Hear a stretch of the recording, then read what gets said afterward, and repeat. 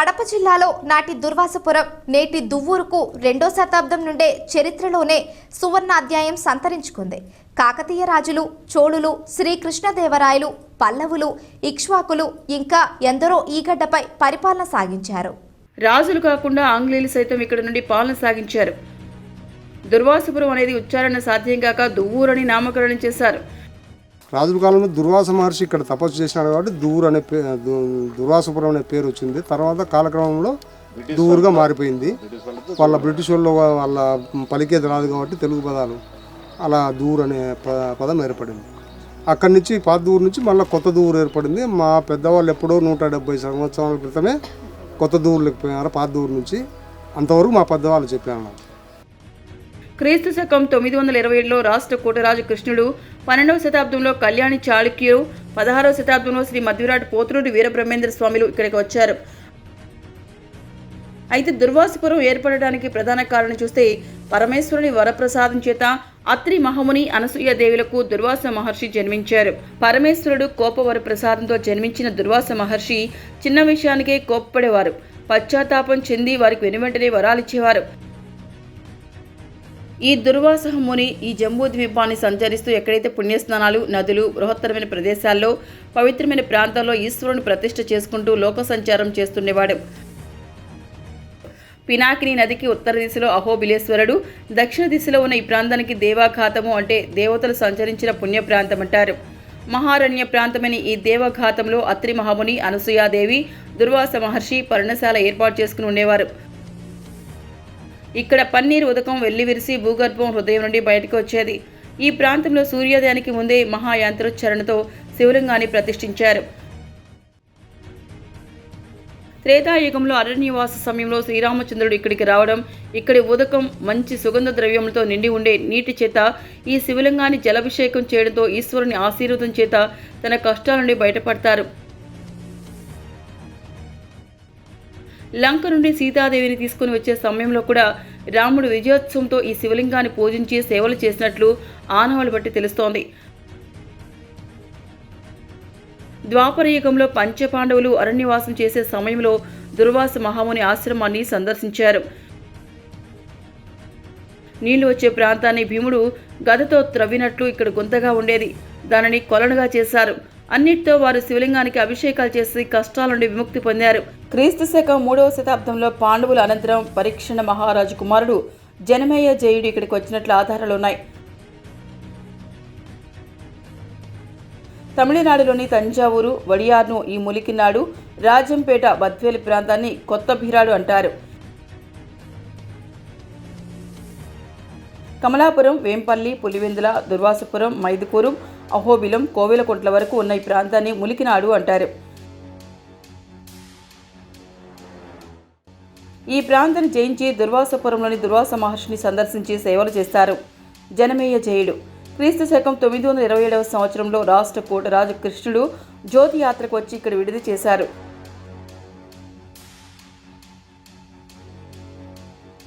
గర్భగుడికి పరిమితమైన ఈ శివాలయాన్ని పునర్నిర్మాణం చేసేందుకు, ఈ శివలింగాన్ని తీసేందుకు జేసీబీ రాగా అప్పుడే ఒక సర్పం ప్రత్యక్షమై పడిగ ఎత్తి తొలగించేసుకుని నిత్యం కాపాడుకుంటూ అందరికీ దర్శనమిస్తోంది.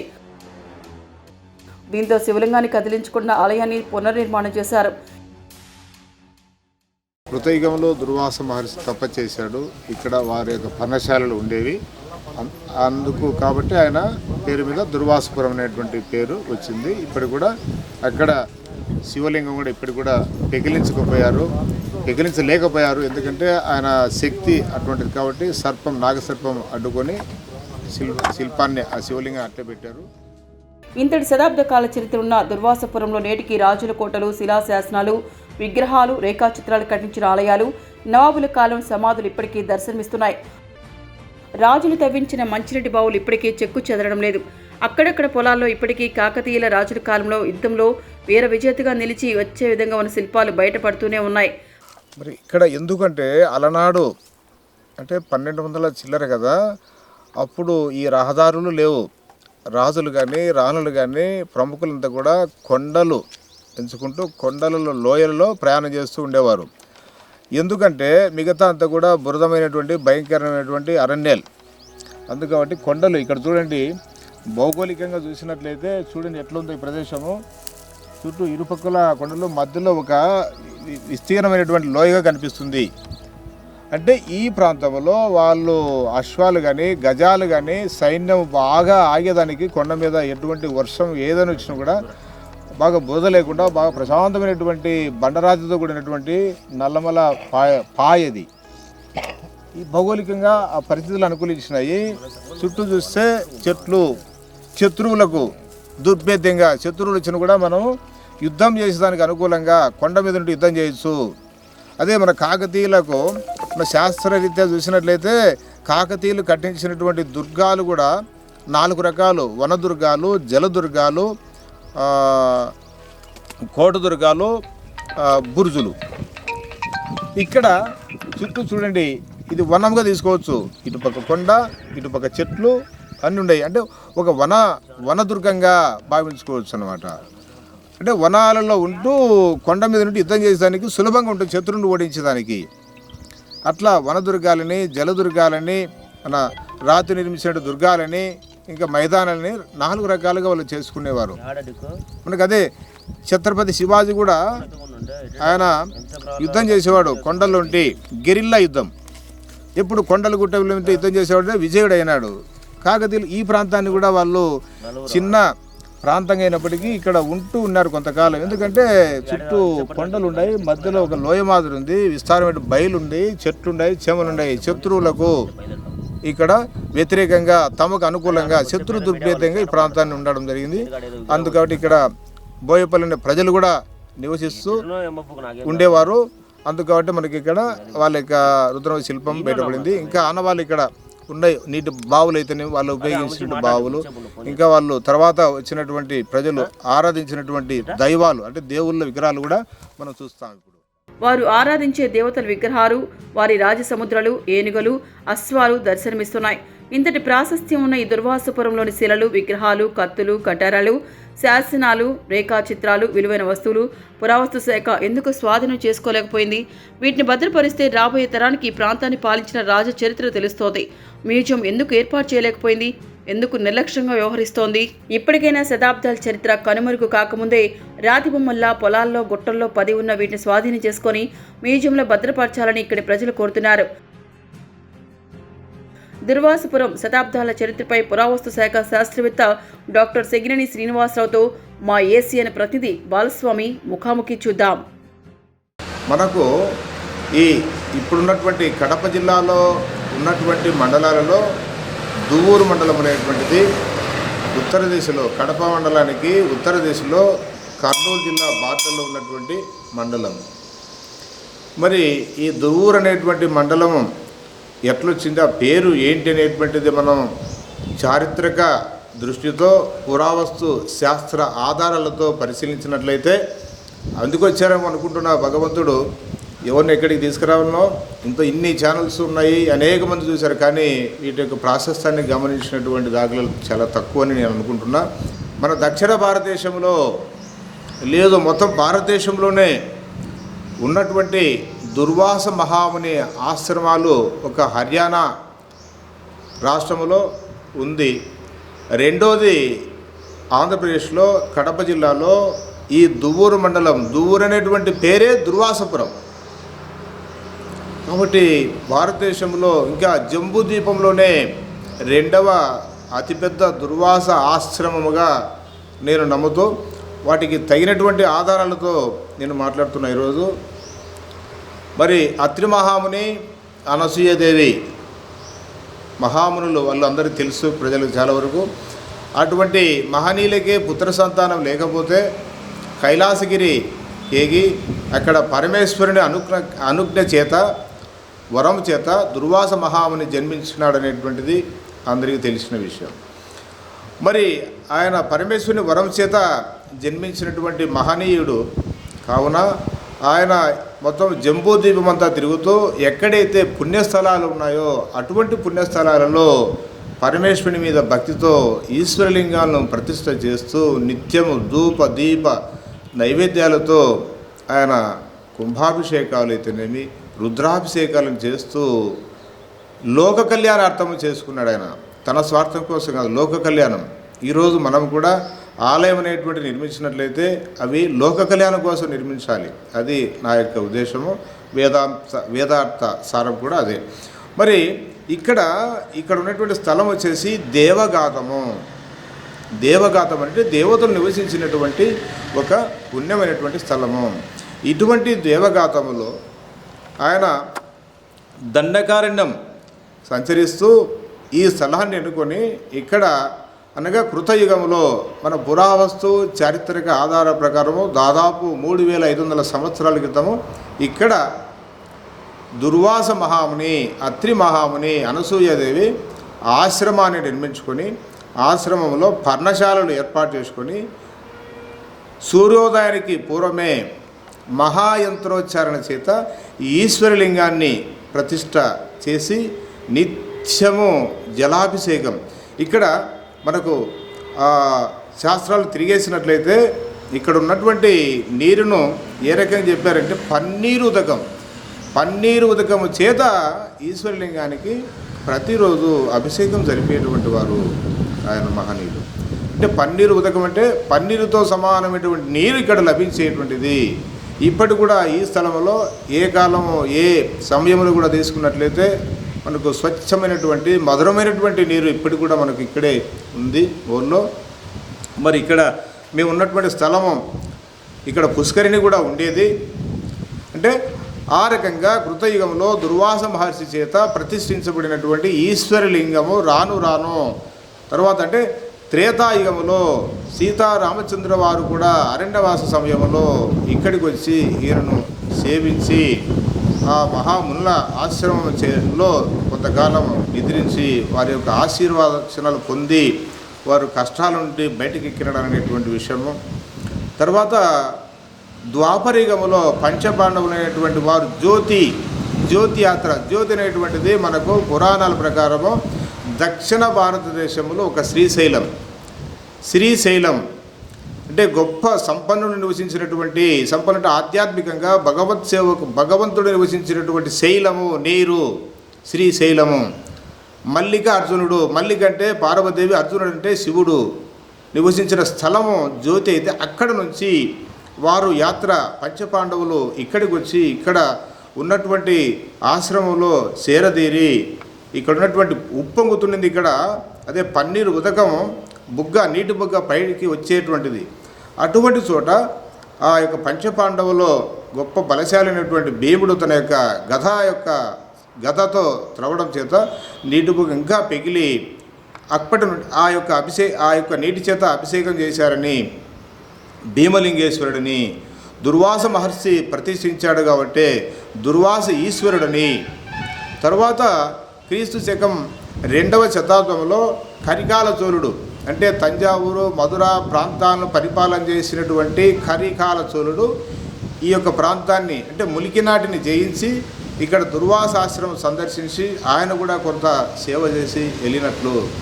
తర్వాత క్రీస్తు శకం 927 సంవత్సరంలో జ్యోతి యాత్ర అంటే శ్రీశైలం నుండి ఇది మన కన్నడ రాష్ట్రంలో ఉన్నటువంటి రాష్ట్రకూట కేంద్రముగా అంటే రాజధానిగా పరిపాలన చేసినటువంటి రాష్ట్రకూట కృష్ణుడు కూడా జ్యోతి యాత్ర నుండి పుష్పగిరికి పోతూ ఇక్కడ ఆశ్రమంలో దుర్వాస ఆశ్రమానికి వచ్చి అంతవరకు చూడండి ప్రపంచంలో ఎక్కడైనా గుడి కట్టి మళ్ళీ దేవతా శిల్పాన్ని ప్రతిష్ఠించేవారు. కానీ 927 వరకు కూడా ఈ స్థలంలో దేవగాతం అనేటువంటి ఈ స్థలంలో దుర్వాస మహర్షి ప్రతిష్ఠించినటువంటి ఈశ్వరలింగానికి ఎటువంటి గూడు నీడ ఏమీ లేదు. ఎప్పుడు ఫలమైనటువంటి ఫల వృక్షాలు ఆకులు అలుపులు నీరుతో ఆయన సేవిస్తూ భగవంతుని చేసేవాడు.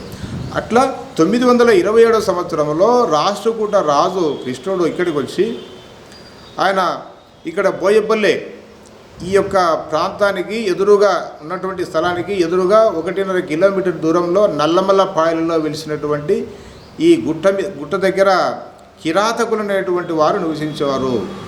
అంటే బోయలు. వారు నిత్యం పశుపక్షాదులను సంహరిస్తూ తమ యొక్క జీవనాన్ని కొనసాగించేటువంటి వారు. అటువంటి సందర్భంలో ఆ యొక్క కృష్ణుడు ఈ యాత్రకు వచ్చి సైన్యం ఆగి ఉండగా కొంత ఇబ్బంది కలిగించడము ఆయన వారిని ఛేదించి ఇక్కడ ఎవరైనా దేవునికి ఆలయం అంటే ఒక మంచి మనసుతో భగవంతునామ స్మరణ జరిగేటువంటి స్థలంలో నివాసం అని చెప్పి, మరి ఇక్కడ గర్భగోపురం నిర్మించకుండా మంటపం నిర్మించాడు ఇక్కడ. అది విచిత్రమైనటువంటి విశేషము. 6 అడుగులతో 15 అడుగుల వెడల్పుతో ఒక చిన్న మంటపాన్ని నిర్మించిపోయాడు.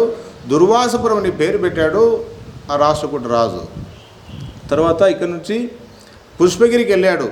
పుష్పగిరి అప్పుడప్పుడే జరుగుతుంది.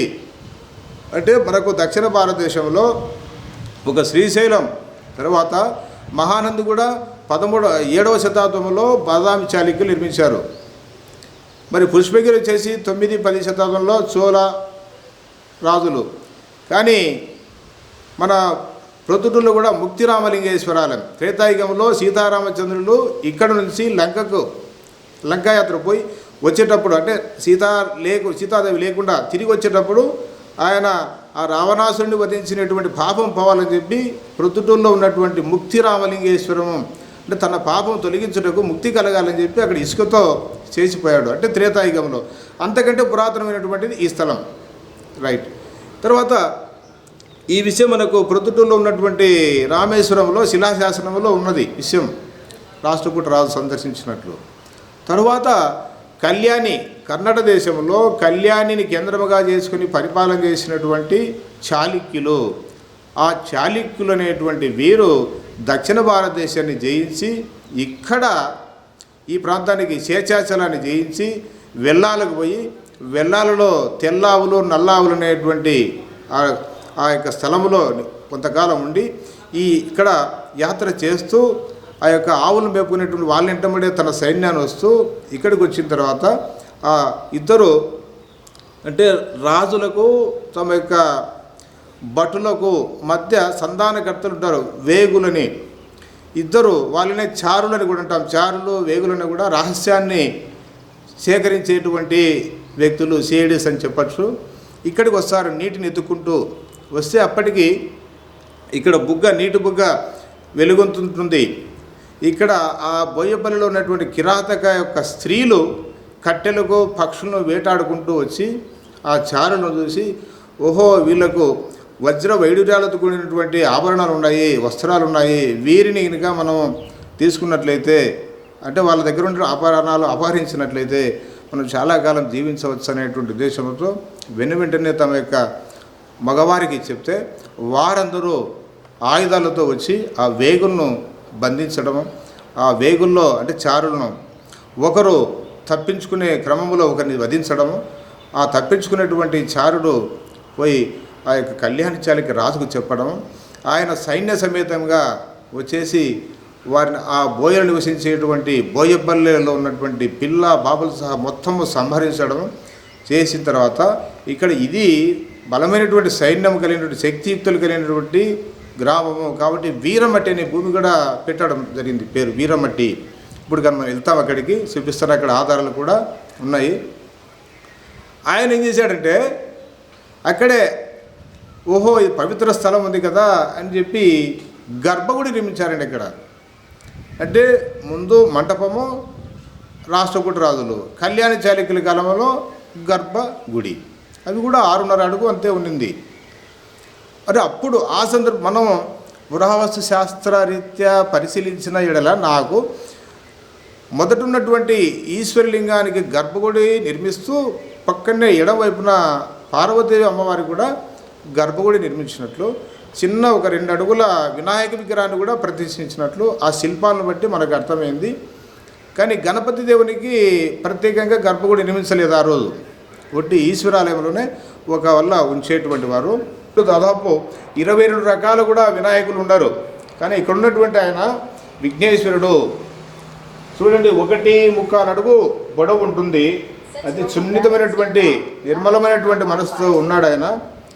ఈ యొక్క విగ్రహాన్ని ఆ కళ్యాణి చాళుక్యుల కాలం నాటి శిల్ప లక్షణాలుగా మనం భావించాము. మనం పరమేశ్వరుడు పార్వతి అంటే పార్వతి పరమేశ్వరులుగా చెప్పడం ఆనవాయితీ. కానీ ఇక్కడ ఉన్నటువంటి శిల్ప లక్షణాలను మనము శాస్త్ర రీత్యా పరిశీలించినట్లయితే పద్మం అనేటువంటి పీఠం మీద అమ్మవారు కూర్చోవడము. మరి శిరస్సు మీద కూడా బంగారు కిరీటం, అంటే మనకి ఇక్కడ కిరీటం లేదు, బంగారు కిరీటం లేదు, ఆ శిల్పంలోనే కిరీటం ధరించినట్లు. మరి అభయహస్తము, వరదహస్తము, ఒక చేత త్రిశూలము, ఒక చేత డబరుకము ధరించినటువంటి లక్షణాలతో శిల్పాన్ని ప్రతిష్ఠించడం జరిగింది. మరి ఇటువంటి లక్షణాలు వింధ్యా దుర్గాదేవి ఆమె యొక్క లక్షణాలు బంగారు పద్మం మీద కూర్చోవడము, బంగారు కిరీటాన్ని ధరించినటువంటి లక్షణాలు ఆమెకు ఉన్నాయి. అంటే వింధ్యా దుర్గాదేవిలో ఉన్నటువంటి లక్షణాలు కూడా ఈ శిల్పంలో పొందుపరచడము. తరువాత మనకు సృష్టిలో ఏదైనా ఆపద సంభవించినట్లయితే పరమేశ్వరుడు శక్తికి, అంటే జగత్ జనని పార్వతీదేవిని జగత్ జనని కూడా మనం అనొచ్చు. ఎందుకంటే ఈ సృష్టికి లయకాలు తల్లి తండ్రి వారిని చెప్పి మన పురాణం చెప్తుంది. మరి ఆపద సంభవించినప్పుడు పరమేశ్వరునితో చూడండి, అక్కడే ఉన్నదండి అర్థము. పరమ ఈశ్వరి అంటే పార్వతీదేవి ఆమె ఆ ఆపద నుండి తమ యొక్క భక్తులను సృష్టిని రక్షించడానికి ప్రళయ రూపం దాల్చుతుంది. అప్పుడే త్రిశూలం ఎత్తి వస్తుంది ఈ సృష్టికి అన్నటువంటి విధంగా ఆ యొక్క త్రిశూలాన్ని ఒక చేత, డమరుకాన్ని ఒక చేత, అభయహస్తము, వరదహస్తాన్ని ఆ లక్షణాలతో ఈ శిల్పాన్ని చాలా అద్భుతంగా మలిచారండి ఇక్కడ. అదే ఆ యొక్క శిల్పం యొక్క మాధుర్యం. ఇటువంటి శిల్ప లక్షణాలు చాలా అరుదు. మరి అటువంటి శిల్ప లక్షణాలతో ఉన్నటువంటి దేవిని మనమే జగత్ జనని, మహేశ్వరి అని, నీలకంఠేశ్వరి అని, విద్యా దుర్గా భవాని అని చెప్పి ఇట్లా రకరకాలుగా పేర్లతో చెప్పడం జరుగుతూ ఉంది. ఇక్కడ మనం చూసేటువంటి స్థలము దుర్వాస మహర్షి ప్రతిష్ఠించినటువంటి ఈశ్వరలింగం అండి. మనం ఎక్కడైనా గమనించండి, మొత్తము ఉన్నటువంటి ఈశ్వర లింగాలలో మానవ రూప లింగాల్లో మానవ రూప శిల్పాలు తక్కువ. వీటిల్లో స్వయంభూ లింగాలు భారతదేశంలో 63 మాత్రమే ఉన్నాయి. మరి ఇక్కడ ఉన్నటువంటి లింగం ఏమిటంటే, ఈయన దైవత శిల్పం, దైవత లింగం, మనుష్యలింగం కాదు. మరి దైవత లింగం అంటే స్వయంగా దేవుళ్ళే దిగువచ్చి చేసినటువంటి శిల్పము. మరి శిల్పానికి మనం మనుష్య రూపాలు ఉండడు, శివుడు లింగ రూపం ఉంటాడు. మరి ఇటువంటి లింగ రూపము, అక్కడ ఉన్నటువంటి శిరోవర్ధనము, రుద్రభాగము, పద్మము, పట్టి, బ్రహ్మనాథము, ఈ సృష్టిలో ఉన్నటువంటి అవినీతి అన్యాయం పెరిగినప్పుడు పరమేశ్వరుడు ఆక్రోశిస్తాడు. ఆక్రోశం చెందకుండా ఎప్పుడు శాంతింపజేయడానికి శిరోవర్ధనం మీద గంగాదేవి ఉంచుకున్నాడు. ఆ గంగాదేవి ఎప్పుడైతే శిరస్సు మీద ఉంటుందో రుద్రభాగం నుండి మనం పోసేటువంటి నీరు, పన్నీరు రుద్రభాగం నుండి బ్రహ్మనాథం కూడా వెళ్ళినప్పుడు ఆయన ప్రశాంతంగా ఉంటాడు. ఈ సృష్టి కనిపించేటువంటి ఈ సృష్టిని చల్లగా కాపాడుతున్నటువంటిది మన హిందూ శాస్త్రం ప్రకారం శిల్పాలలో ఉన్నటువంటి లక్షణం. ఆ రకంగా ఇటువంటి శిల్పాన్ని, ఇటువంటి విగ్రహాన్ని, ఇటువంటి ఈ యొక్క శివలింగము ప్రతిష్ఠించినటువంటి స్థలం ఇది.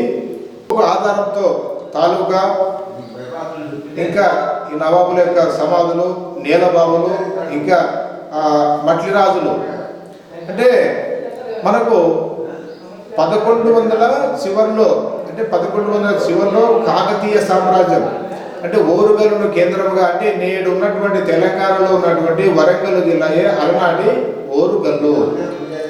ఇది చాలా వరకు అనేక పోటీ పరీక్షలు కూడా వస్తుందండి. పురావస్తు చారిత్రక ఎంతో జోడించాము. ఓరుగల్ అనేటువంటి పేరు ఆంధ్ర మహానగరం. ఆంధ్ర మహానగరాన్ని రాజధానిగా చేసుకుని పరిపాలించినటువంటి కాకతీయుల కాలంలో గణపతి దేవుని కుమార్తె రుద్రమదేవి ఇక్కడికి వచ్చినట్లు. గణపతి దేవుని కాలంలో ఇక్కడ, అంటే 1261 సంవత్సరంలో సిద్ధవటమును కేంద్రముగా ఉన్నటువంటి మట్లి అనంతరాజులు, అంటే వారికి ముందు త్రిపురాంతక దేవ మహారాజు, అంటే కాకతీయుల యొక్క సామంతుడైనటువంటి త్రిపురాంతక శ్రీ త్రిపురాంతక దేవ మహారాజు కాలంలో 1261లో ఈ దుర్వాసపురములో నైరుతి దిశలో ఆంజనేయ స్వామికి ఎదురుగా నీలకంఠరావుపేట అన్నటువంటి వాటిలో రాజధానిగా అంటే తాలూకాగా దుర్వాసపురం తాలూకాగా అయినట్లు మన ప్రక్కనే జొన్నవరం అనేటువంటి గ్రామంలో మేడి చెట్టు కింద నాగుల కట్ట దగ్గర శిలాశాసనం కూడా లిఖించబడింది. మరి అటువంటి కాకతీయుల యొక్క గణపతి దేవుని కుమార్తె రాణి రుద్రమదేవి ఇక్కడికి వచ్చినట్లు అంటే అప్పుడు వల్లూరులో సామంతరాజులు జండిక దేవుడు జంగమ దేవుడు కాయస్థవంశీలు పరిపాలన చేసేవాళ్ళు. అంటే కాకతీయులు రాజులైతే వాళ్ళ కింద ఉండేటువంటి వారు. గణపతి దేవుని అనంతరం ఆమె కూడా ఈ ప్రాంతాన్ని పర్యటించి తమ పరిపాలన చేస్తూ ఇక్కడ దువ్వూరు అంటే దుర్వాసపురం తాలూకాను కూడా సందర్శించినట్లు మనకు ఆ నీలకంఠరావు పేటకు ఎదురుగా రుద్రమదేవి ఒక శిలా విగ్రహం కూడా నేటి కూడా ఉంది. తర్వాత బోయపల్లిలో కిరాతకులు ఉన్నట్లు అక్కడ కూడా రుద్రమదేవి విగ్రహం, ఆమె యొక్క కత్తులు ఆయుధాలు, వారి యొక్క లాంఛనం, ఎవరికైనా లాంఛనం ఉంటుంది, రాజలాంఛనం, వరాహము, అవన్నీ కూడా అక్కడ కూడా ఈ మధ్య నేను కనిపెట్టడం పేపర్ కూడా ఇవ్వడం జరిగింది. మరి ఇటువంటి ప్రదేశాలు ఇప్పుడు మన ఏషియన్ ఛానల్స్ వారు గుర్తించి ప్రజలకు తెలియజేయాలనేటువంటి ఉద్దేశంతో రావడం జరుగుతుంది. ఇప్పుడు ఒక్కొక్క ప్రదేశం వాళ్ళకు చూపిస్తూ వాటి యొక్క ప్రాసెస్ అని కూడా మీ ప్రజలకు మన ఛానల్ ద్వారా అందించడానికి సిద్ధంగా ఉన్నాను. ఓం నమః శివాయ. మరిన్ని అప్డేట్స్ కోసం మా యూట్యూబ్ ఛానల్ ని సబ్స్క్రైబ్ చేసుకోండి.